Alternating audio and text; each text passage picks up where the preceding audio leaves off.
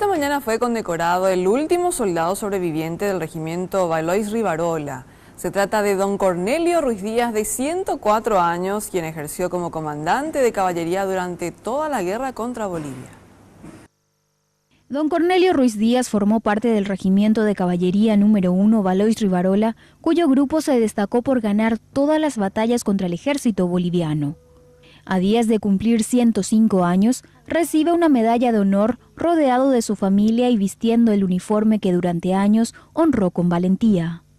Mira, es lo máximo, es la mayor felicidad para nosotros, es lo máximo, porque es una condecoración que por fin se hace justicia, por fin se hizo justicia.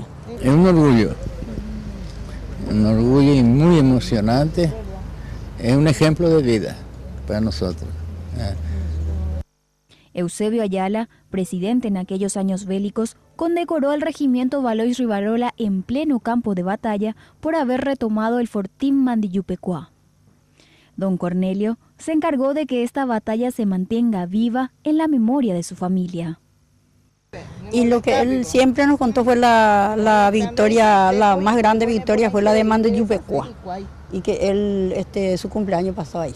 O sea, salió victorioso de Mandiyupecuá. Por el ejército boliviano. Sí, estaban acorralados y tuvieron que romper y salieron victoriosos. Y ese día él cumplió 22 años. Eso es lo que siempre él se acuerda, en la batalla Mandiyupecuá.